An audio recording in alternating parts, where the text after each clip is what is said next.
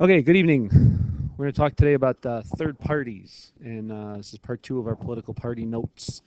Um, as I said before, parties are on the exam frequently. They reference so many different topics: parties with Congress, parties presidential elections, parties in elections um, with Congress, so on and so forth. Okay, parties and interest groups, comparing the two, etc.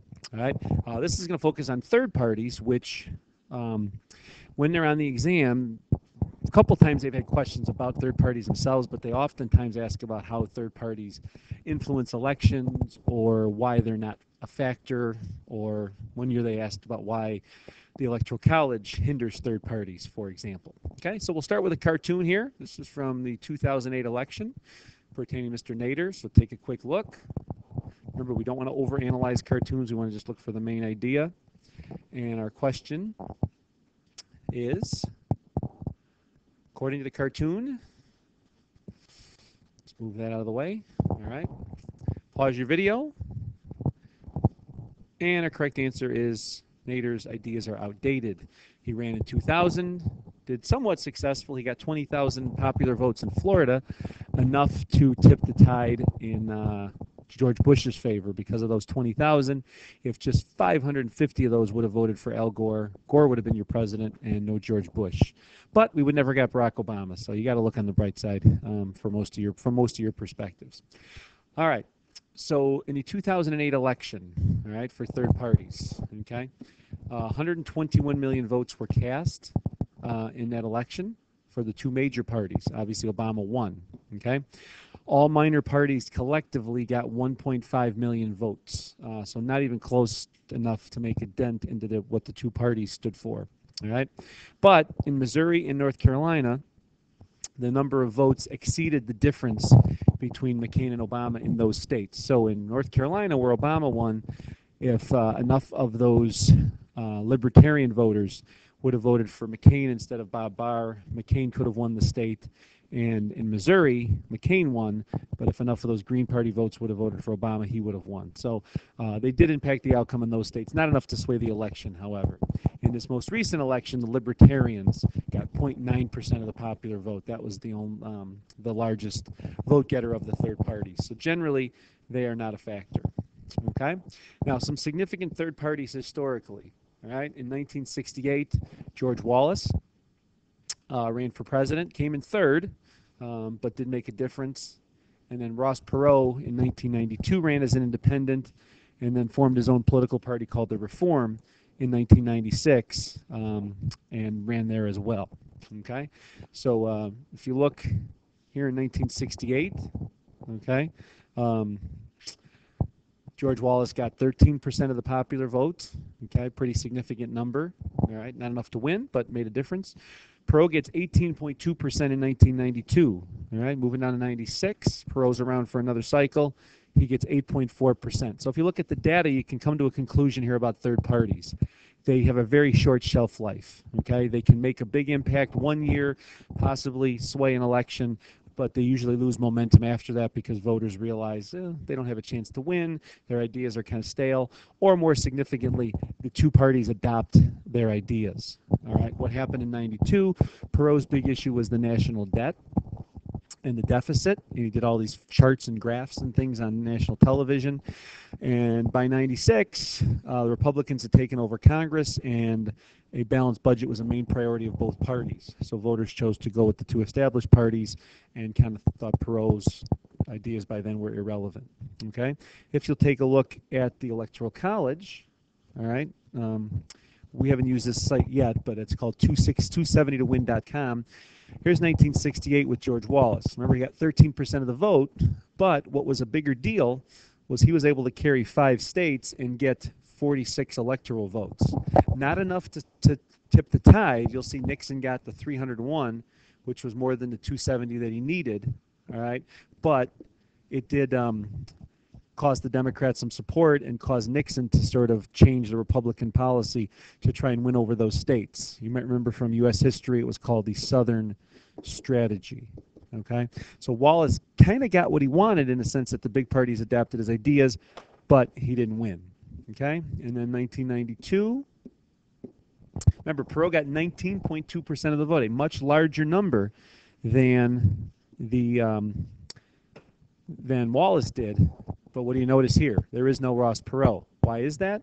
Because Perot didn't win any states. Okay, he got over 19 million votes, but if he didn't win a state, he could not win any electoral votes, and therefore was essentially a non-factor in the outcome of that one. Okay, moving along. All right, to our next slide. Okay. Minor parties. Now, some political scientists will distinguish between a minor party and a third party. Okay, minor parties are considered parties with no national organization beyond a small headquarters and a website. They kind of more exist in theory than they do as a strong formal organization. Okay, the research shows that if a third party is going to get votes, the voters have to find their positions attractive. So in '92, people were attracted to the position that Perot wanted to balance the national debt or deficit and eliminate the debt, which ironically he said was $3 trillion back then, and it was unsustainable, that we could not continue on that course. And then they also have to believe that neither party can govern effectively. So by '92, the voters had kind of lost faith in the Republicans and the Democrats, and Perot became an attractive alternative. Now, Duvinger's law, this is not in your book. I didn't make it a note card, but it is in several other textbooks. And Duvinger is a political scientist that says any electoral system that has single-member districts, remember we talked about these yesterday, all right? When you only elect one person to Congress, the two parties are always going to be dominant because people are always going to narrow their choices down to two whenever you can only pick one person.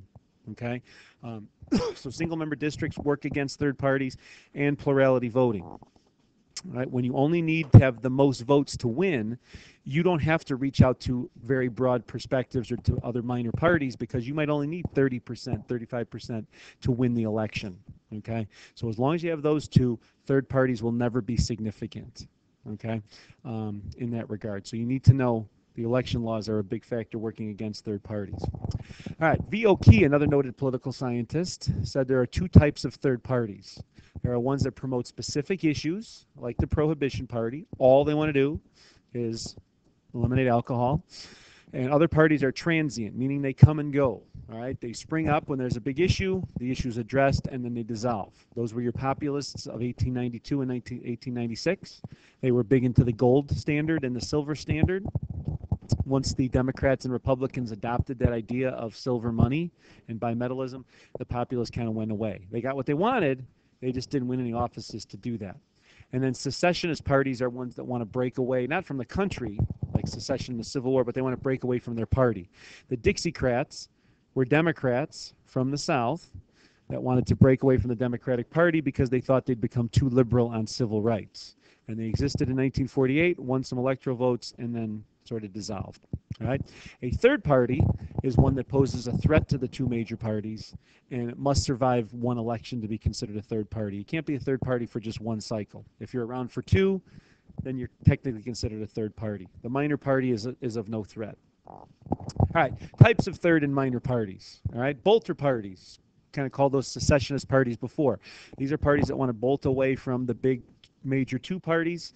The Bull Moose, as you remember, were also called the Progressives under Teddy Roosevelt, and they bolted from the Republicans for one election cycle, helped Woodrow Wilson get elected president, and then they kind of dissolved and went away. Okay, and your Dixiecrats broke away from the Democrats in 1948 with Strom Thurmond and kind of formed their own party. Okay, so bolter parties want to break away from the two majors.